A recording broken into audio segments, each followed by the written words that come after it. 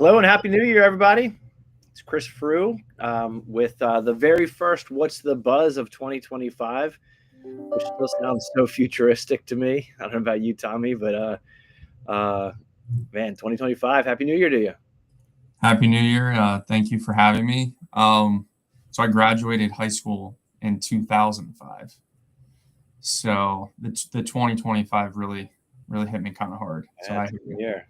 It's crazy. It's crazy. It does. It seems so futuristic to me. But we're here, and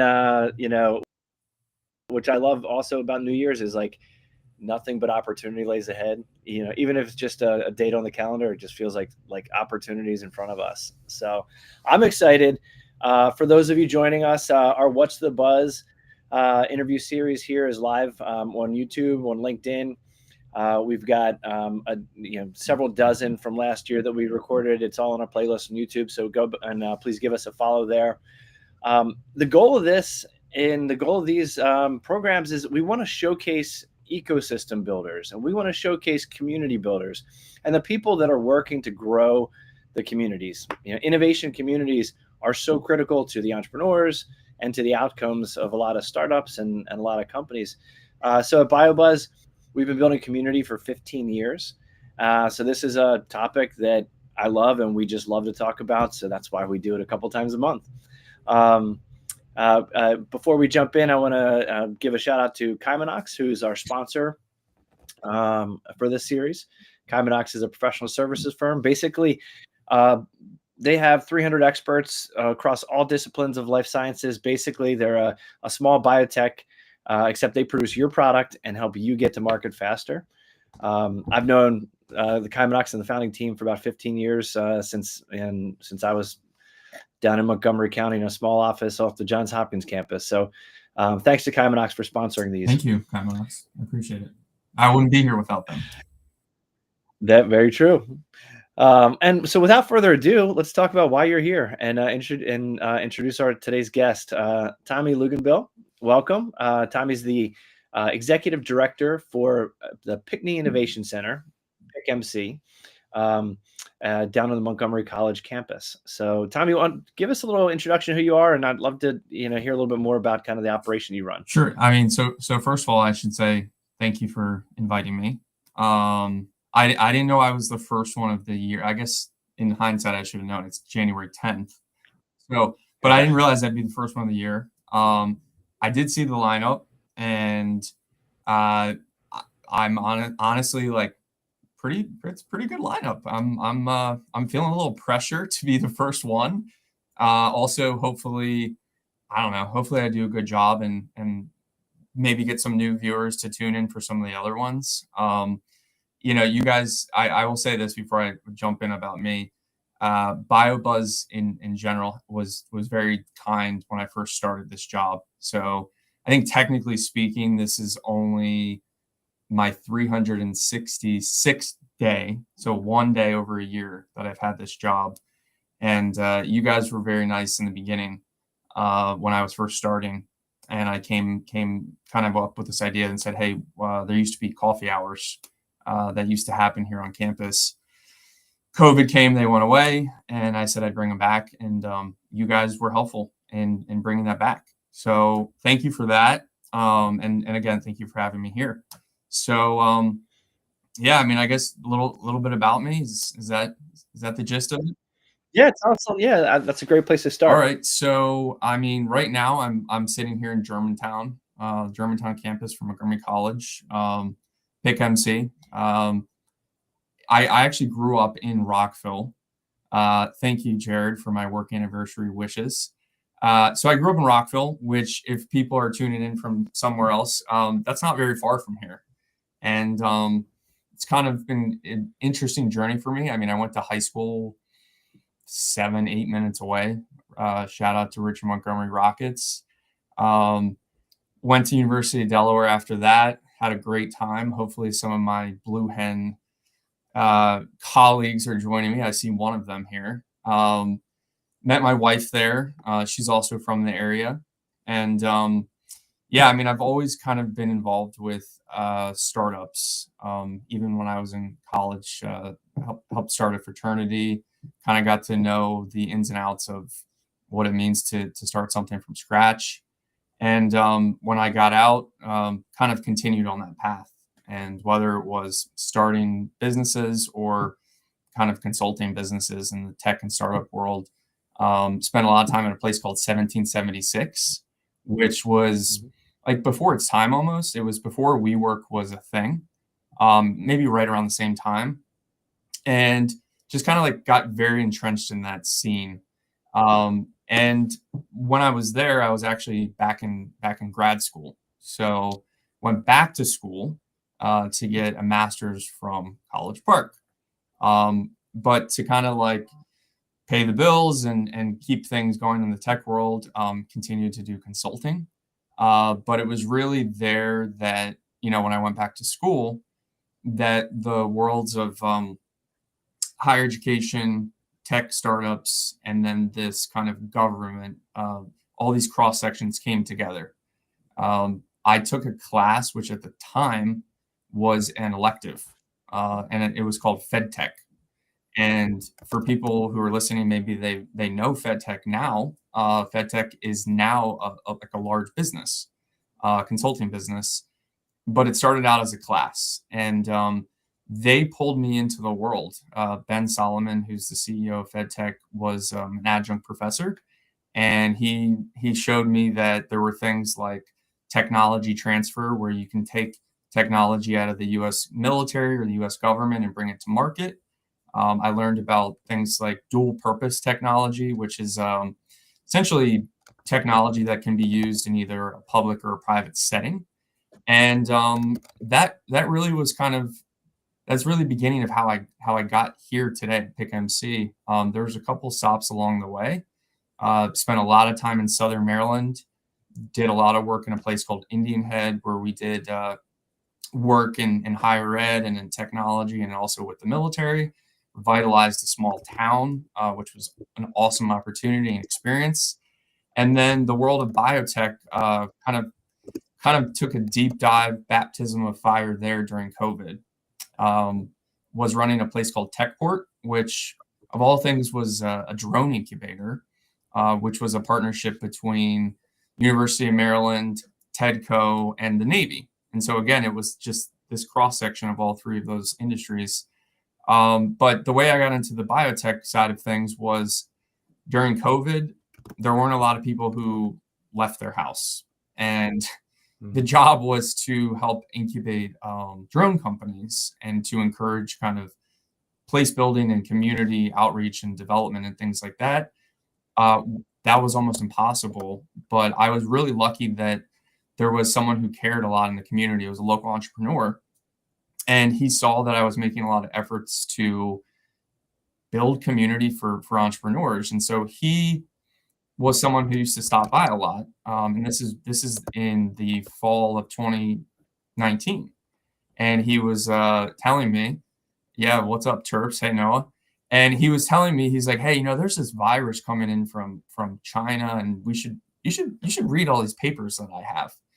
And I'm like sitting there one day, I remember it. I'm sitting there reading. I'm like, what? There's this crazy virus coming. Like, what is this?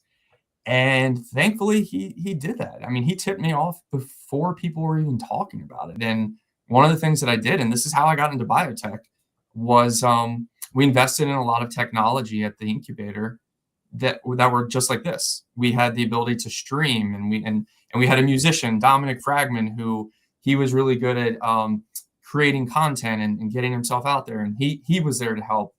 And so all of a sudden, the drone incubator wasn't just about drones; it was also kind of this COVID response facility, which is really how I got into this world.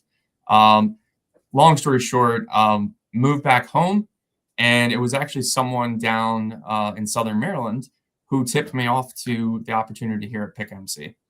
And they told me, they said, Tommy, I mean, have you seen this call for applicants? It's a national search, but you live 5 miles away.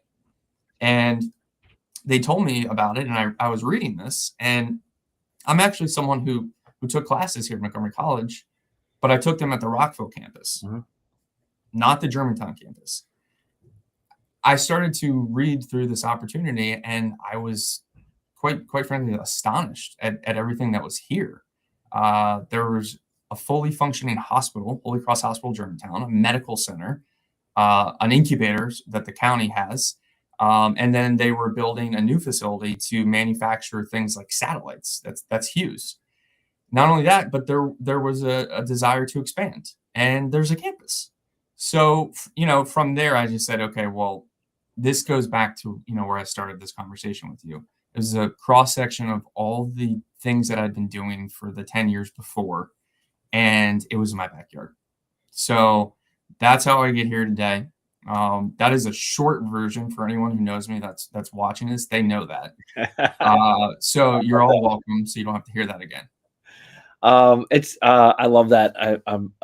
I get the same thing. I can't tell a story. I can't tell a short story. But I think it's very relevant. I mean, your path has really kind of, whether purposeful or not, like the right, it's kind of built towards, kind of where you are today. And I think it's really fascinating. You mentioned industry, government, university, and you mentioned placemaking. Like these are all things that I think, especially over the past 10 or 15 years, it's becoming more intentional than ever before, right? So like, these things were happening, and you mentioned 1776, right? Like, so there was these things happening in pockets and everything else, but this kind of placemaking effort. I mean, you look at the EDA Tech Hubs program that's going on, and the ARPA-H programs from the federal government. Yeah. The importance of density and collaboration and community. I think people realized how important it is, and so you see a lot of this placemaking efforts happen, and it sounds like that's a lot of what you're doing at PIC MC, right? There's, and maybe before we jump in that, walk us through that again. Like, tell us what PIC MC is. What's the, what's the, is it a campus? What are the resources? What are all the resources that you're under your purview that you bring together? Yeah, so I mean, the most simple way to explain it is PIC MC is a technology park, right? And so a lot of people get confused because there's a campus inside of the park, right? So a lot of folks maybe have taken classes in Germantown. Ironically, my father was a master's degree in sociology, but that was not his career. His career was telecommunications. And when Germantown campus first started, Hughes was here, and that's a telecom company. So my dad actually retrained himself through a program with the college in Hughes. This is like 40 years ago, right? So that campus and that relationship with Hughes has been here a long time. What PIC MC was kind of, at the time there was someone named Dr. Pinkney, who was a wonderful human being, and he was the president here at the college. And there was this desire to do what you're talking about, which was to do more placemaking and to do more integration with not just the teaching in the classroom, but also working with the local businesses and also doing more in terms of engagement. And so this idea came up that, there's a need for a new hospital in Montgomery County.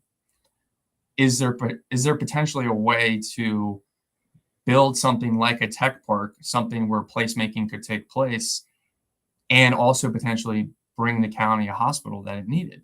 And so that's the very beginning of how PIC MC came to fruition. Was Dr. Pinkney, among many, many other people, worked to get the Montgomery County government and to get the school and to also get the hospital, Holy Cross, to say, okay, we're all going to come to this agreement that we will build this hospital.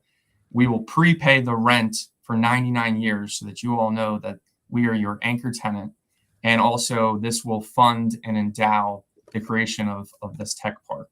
And so that is the beginning. And then over time, someone named Martha, in collaboration with an old employee and friend of mine, Melanie, they hustled hard to get the word out, to organize things, to lay the foundation, to get a medical center, to get the county to put an incubator in one of the buildings. And then I got to walk into really like a silver platter opportunity, because the day I started, they said, oh, and by the way, we're going to finish the groundbreaking on this satellite plant from one of our partners. They're going to be our next biggest tenant, and they're going to be inside the tech park. And I got to cut the ribbon for something that I didn't even do, right? So I feel a great deal of responsibility in taking the things that all these people did, and the board and the school and the college and Dr. Campbell, who hired me, and saying, okay, well, it's made it through these 10 years because it just turned 10 years old. It's a tech park, you've got a campus, now you have all these large tenants. And so the real thing that I saw when I got here was, okay, now it's time to place make, right? Get everybody to collaborate. And that's what I've been trying to do. And that's why I was so happy to meet you guys. Absolutely. Well, I was really excited when you joined and we first talked, and you expressed some of your vision. And I know Martha very well. And so Martha, if you're watching or watch this, hello, hope all's well. She hustled. Yeah. And a lot of people do, and I think there's a lot of people that we've worked with over the years that hustled to make that the campus what it is. Yeah. What's interesting, and I hear this a lot, and I'd love to hear your take on this, is so we work with and we engage with a lot of different tech parts. And I hear a couple things. I hear we have tenants, but we don't have a community, or we're trying to really build a community. And so I wonder if you could comment on that. Like, what does it take to turn a park from a real estate, development with a lot of tenants to actually building a community with intentionality, purpose, and impact? Like, what are the things that it takes to do that? Yeah. So, I mean, I'm not going to try to get too existential here, but everyone who knows me that's listening is probably expecting me that I would have done this. I think the business industry itself over the last few decades championed this idea of the solo entrepreneur, or we did it all by ourselves, right? And there was this glorification of being able to do things on your own and not needing help from anybody. And I think that took a long time to ingrain itself. And for a little while, it was business as usual. Companies were making money, and they were being very protective of resources and intellectual property, which is understandable. But I think everybody kind of woke up one day and realized that, I'm talking the business industries and economies, macro scale, that it's not really how you make progress. It's not how you make progress as a country, as a state, as a business, as a student. And so I think that the biggest thing to do as far as placemaking is just to allow people the opportunity to first know people face to face or via LinkedIn Live. Mm-hmm. You have to know that there are other people at other businesses. Maybe they're a competitor, right? But that doesn't mean the competitor can't help you, or it doesn't mean that there isn't a line of business that you are currently involved with that your competitor isn't. And, oh, wait, we could do a joint venture together. So all that starts with the simplest of things. And going back to the very beginning, coffee networking hours. It sounds so antiquated, and it sounds so, oh, well, everybody does those. Well, maybe everybody does them for a good reason. Having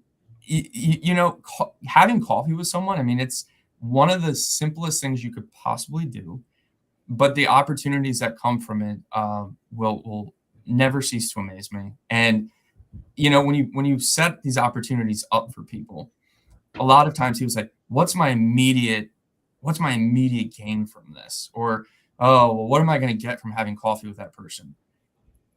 I don't know. I mean, maybe nothing, maybe a pleasant conversation, maybe nothing that day, but maybe 10 months from now, they're out at a conference in another state, or they're having a conversation at a family dinner, and someone says, do you know anyone who builds, I don't know, wireless internet for rural areas of the state of Maryland or other states like North Carolina? And I say, well, yes, I do. I happen to know Nick Stewart is an expert in that. He did it in Africa, and he did it in Southern Maryland. And maybe I met Nick at a coffee 10 months ago, right? So that's, the short answer is I don't think it's too complicated. I just think that you just have to push forward, and you have to try not to complicate it.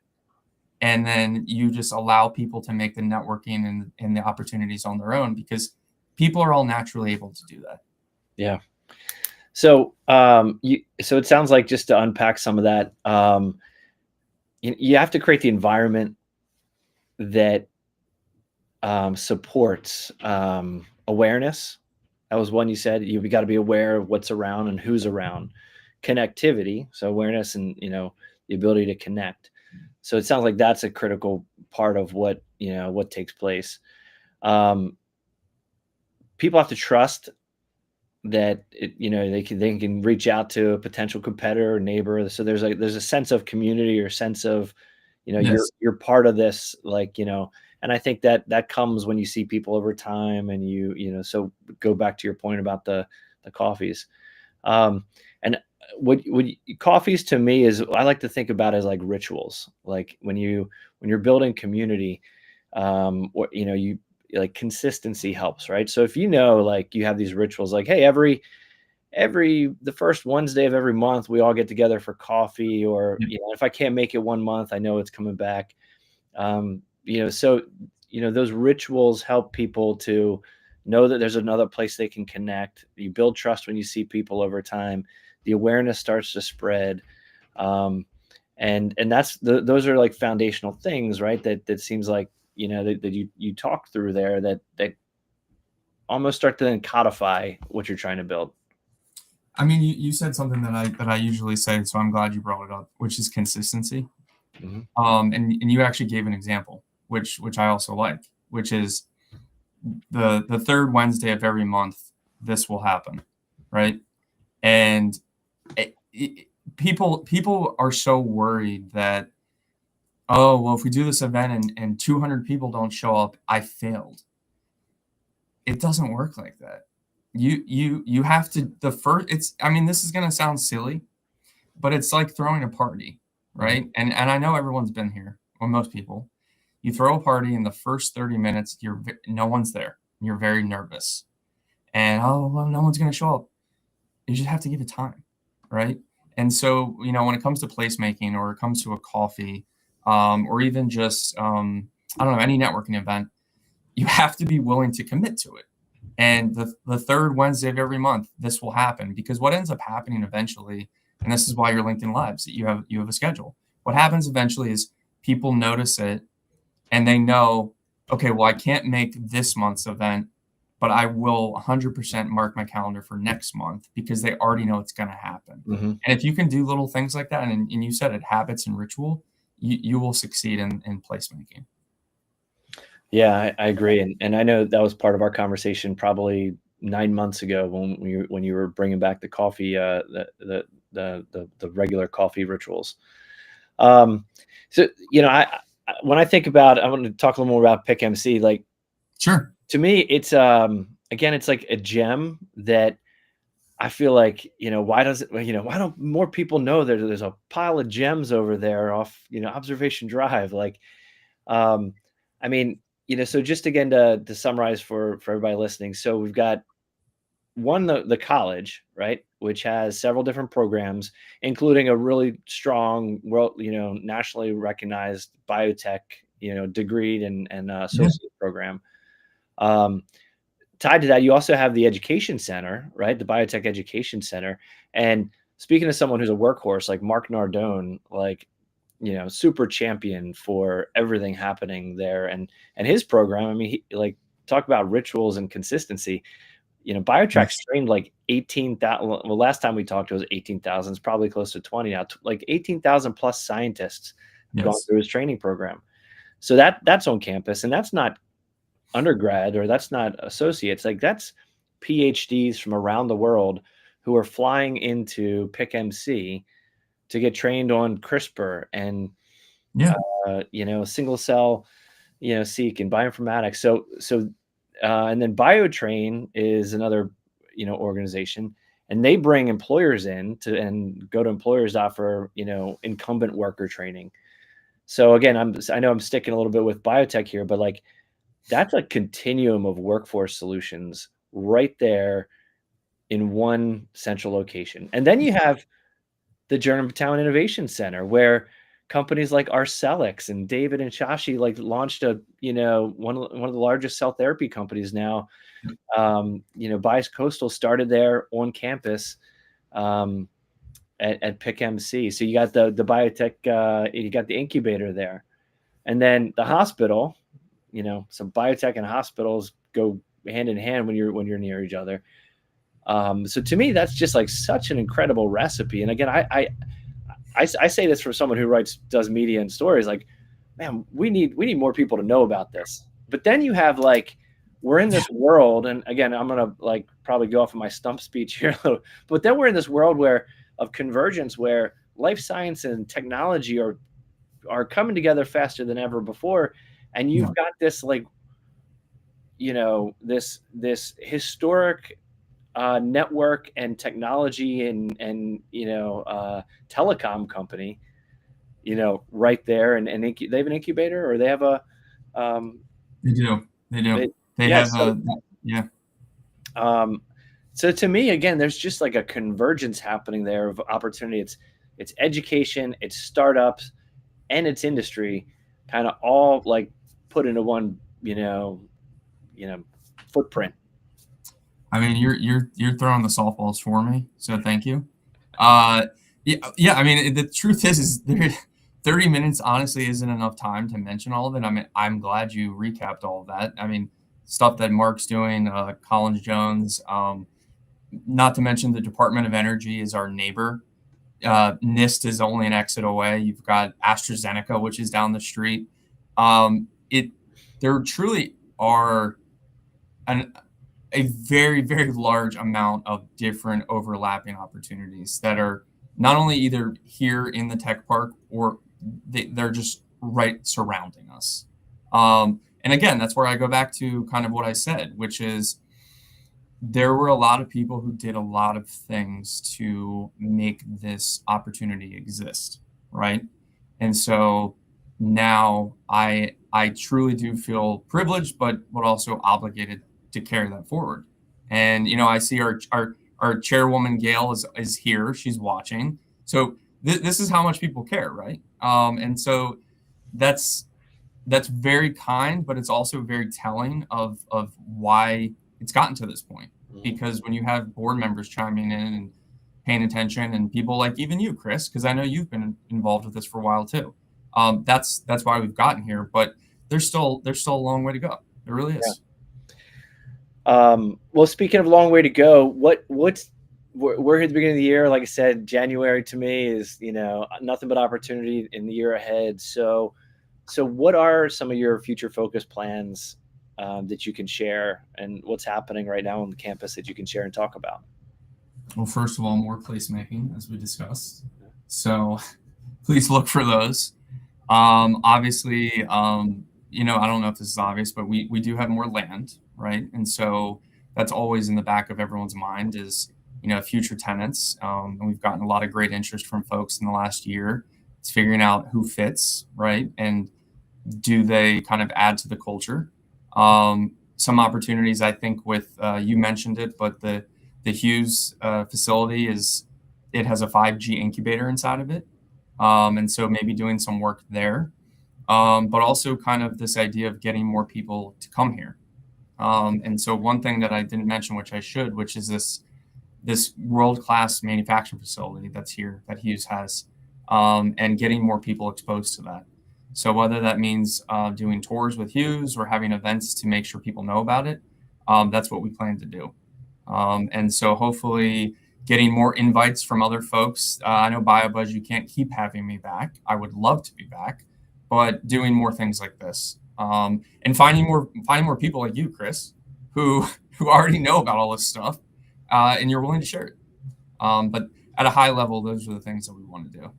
Yeah, well, we're happy to partner with you. I love, again, I'm biased. I've worked with the campus and the college for a long time, and again, I travel too, and I just want to say that, like, what you have there and in Montgomery County too, it's special. Like, there's not a lot of regions in the world that have all that. Going back to a little bit what you talked about before, that the university, the education, the government, and the industry. There's just a confluence of that in Montgomery County, and kind of what you have there is kind of microcosm of showing that, like Department of Energy, AstraZeneca, and everything happening on campus. I mean, it just shows that it's special. There is not a lot of places that have that, and so for companies looking to relocate or start, again, I always recommend the Germantown Innovation Center, because again, you have access to students and talent and resources. You have access to experts and people that have done that and been there. And again, whether I'm in Philly or North Carolina or traveling around in between right now, there aren't a lot of places that have that sauce that's been created over time. And I remember 10 years ago, our office was down at the Johns Hopkins campus down the street from you guys in Rockville. And I remember writing letter after letter for the Gazette and trying to support a lot of that early development. I mean, this, like you said before, like, we're all standing on the shoulders of giants today. Whether, throughout across the state of Maryland in general, there's, a lot of special things happening, but there's a lot of work that's generational work that's gone into where we are.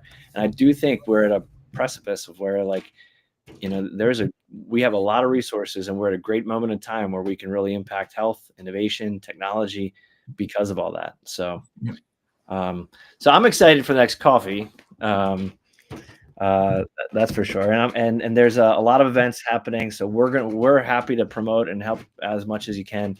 I'd say, why don't we have you back in a couple months, just so we can talk about where things are going, and we can keep deep diving. I will gladly come back, and we can get into some other crazy stuff if you'd like. Maybe we do one live from PIC MC, or live after one of the coffee events. Maybe we could do. Hey, I like it. Let's do it. Yeah. Hey, Tommy, thank you so much for everything and sharing all that you're doing down there, and for all the work you do to bring people together and to help to really spur innovation and community building. Really appreciate it. I appreciate you hosting. I appreciate all the friends and colleagues that tuned in. I can see all your comments. What's up, Sandy? I see you in there. And looking forward to talking to BioBuzz soon. Wonderful. Well, thank you all for tuning in. I hope you tune back next week. We have Troy Stovall from TEDCO coming next week, and then followed by John Newby from Virginia Bio. So another, two other great community builders, innovators, company builders, connectors.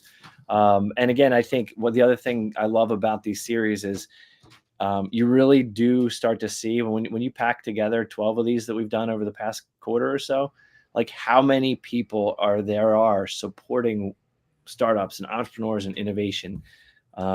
There's just a tremendous amount of resources and people and energy and passion going into this community, and it's awesome to see and be a part of. So tune in for those as well.